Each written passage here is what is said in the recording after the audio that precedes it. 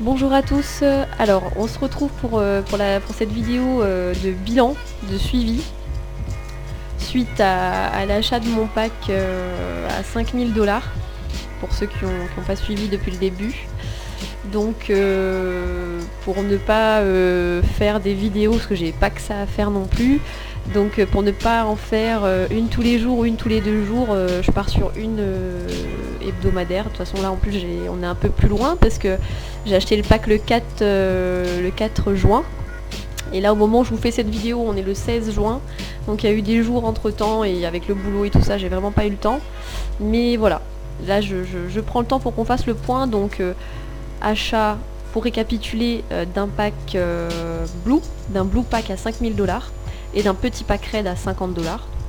Donc pour refaire le point sur ça, là voilà le total généré en intérêt depuis les quelques jours, hein. J'ai déjà récupéré 1357,80 $. Donc c'est relativement pas mal en si peu de temps. Après c'est vrai que le blue, tout ce qui est blue pack, moi le mien il est à 3% d'intérêt journalier. Donc voilà, c'est relativement intéressant. Alors, on va voir ça. Donc alors le premier pack, pour récapituler, que j'avais pris, il était à 50 $. Je l'avais pris, donc là il reste 7 jours. Je l'avais pris le 29 mai et j'ai cumulé pour l'instant en intérêt 7,80 $. Donc ce qui correspond à 60 centimes par jour.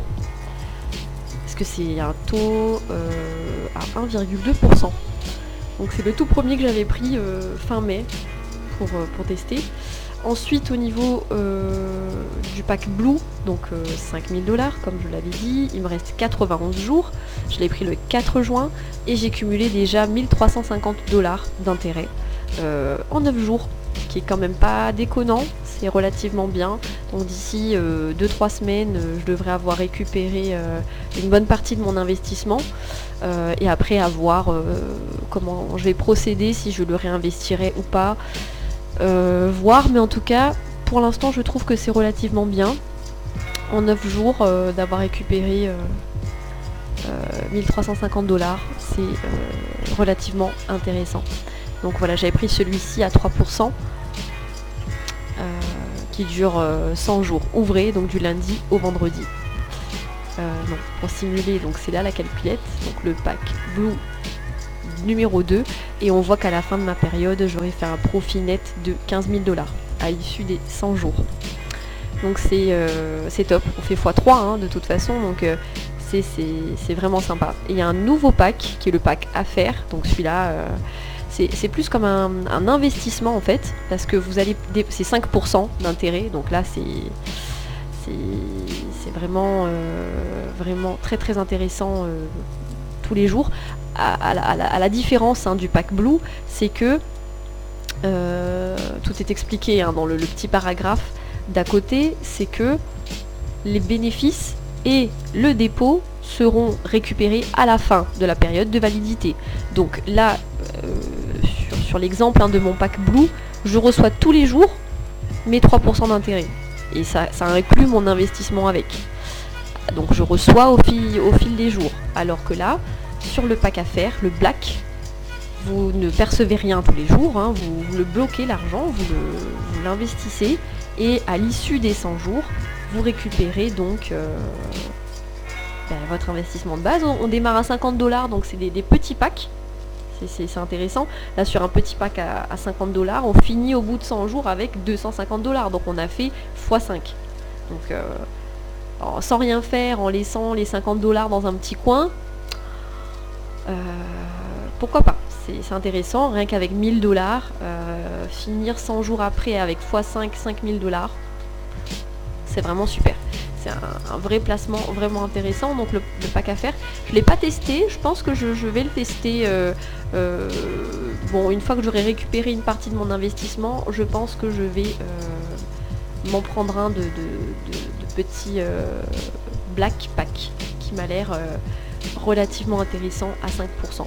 Après voilà, chacun investit comme il a envie, tout est expliqué là. On peut même rajouter aussi sous 30 jours des fonds.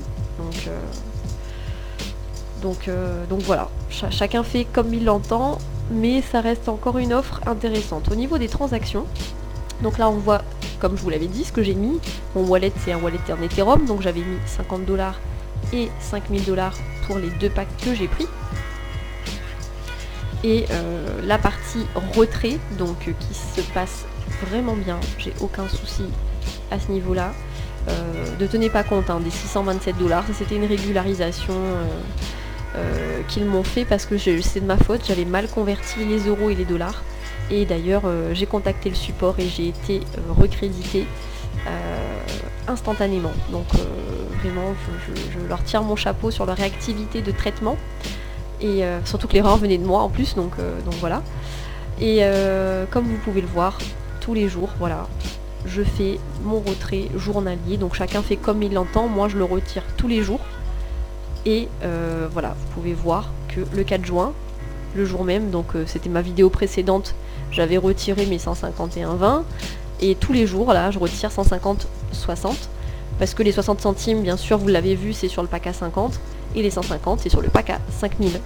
Donc tous les jours, 150,60 $ que je retire. Et vous voyez, là on est dimanche, je l'ai fait encore vendredi. Donc voilà, mon total est à 0. Et quand vous avez le crédit à 14 h, vous avez le montant qui apparaît là. Vous cliquez sur retirer comme je vous l'ai fait dans la vidéo précédente. Et là on voit le récap des versements en fonction du pack en question, si c'est 60 centimes, si c'est 150 $, et le pourcentage d'intérêt concerné, le jour, etc. etc. etc. Donc voilà, c'est vraiment intéressant pour le coup.